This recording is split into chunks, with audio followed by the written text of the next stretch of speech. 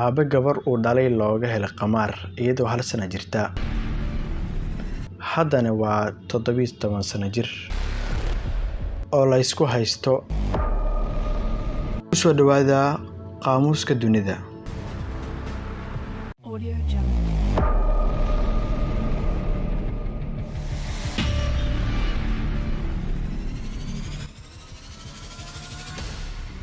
fadlan haddii ay tahay markii ugu horeysay aad nina soo booqatay subscribe inoo saar si aysan mar kale ku dhaafin xogaha muhiimka iyo dhacdooyinka caalamka aynu ku soo gudbino kanaalka qaamuuska dunida.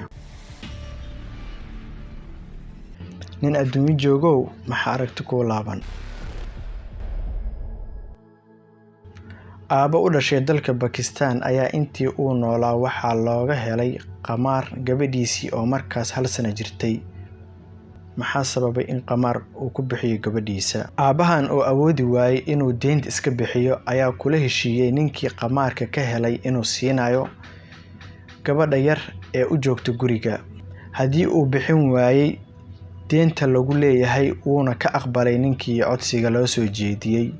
ninkii gabadha turubka ku helay ayaa ogolaaday inuu sugayo ilaa ay ka soo qaangaarayso gabadha, balse odaygii ayaa geeriyooday.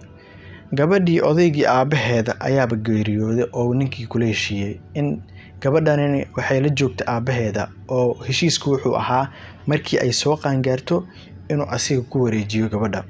haddaba ninkan Pakistaaniga ah oo lagu magacaabo Haydar ayaa xiriir toos ah la soo sameeyay hooyada dhashay gabadha qamaarka lagu kala helay, wuxuuna ku wargeliyay maadaama gabadhii ay qaangaartay lana taagan yahay waqtigii balanka.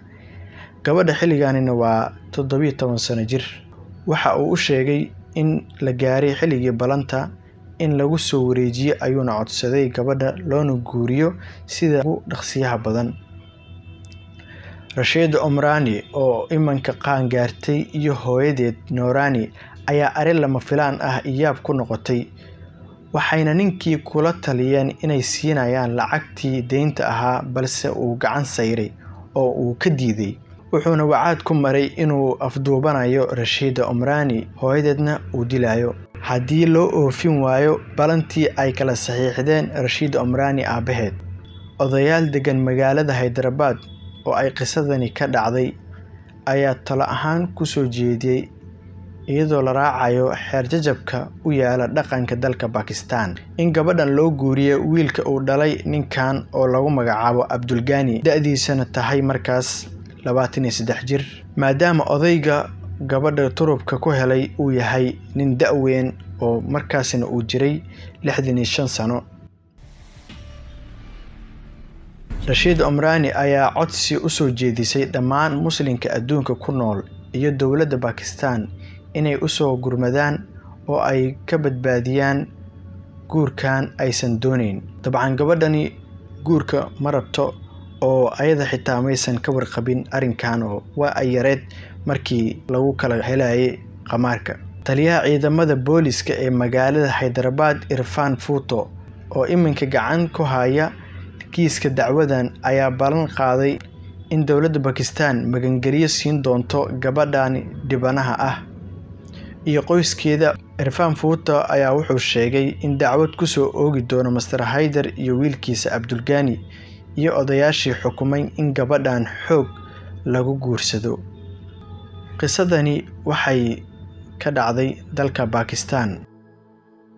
qisadani oo ay mawduuceedu ahayd aaba gabadhiisa looga helay qamaar iyadoo 1 sano jirta, haddana 17 sano jirta la isku haysto.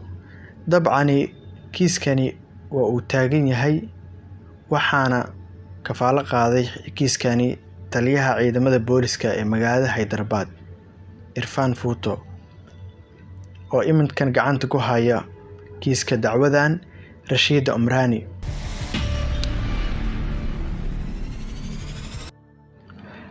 haddaba daawade qisadani maanta halkaas ay inoogu eg tahay. hadda gabadhani Rashid Omrani oona ah dhibanaha qisadani ay ku dhacday, aabaheeda sabab haba u noqdee ayaa hadda haysata sheekadani.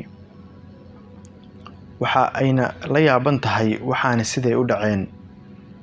Sababtuna waxay tahay ayada caqli maysan lahayn mana aysan ogeyn waqtigii waxaas lagu heshiiyey qamaarkana lagu helay ayada uuna ku helay Haydar oo ah odaygii weynaa ee 65 jirka ahaa. ciyaartane intaan inay soo gaarto lama ogola. turubka iyo waxyaabaha qamaarka oo dhan waana xaraam. aad iyo aad ayaan u mahadsantihiin daawadayaal.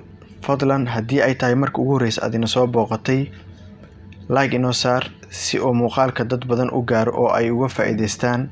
subscribe inoo saar si aad noola socoto mar walba iyo waqti waliba. fikirkaagana comments-ka nagula wadaag, waana inoo muhiim. dib intaan ugu kulmi doono barnaamijkan mid ka sii xiiso badan. wassalaamu calaykum waraxmatullaahi wabarakaatuh.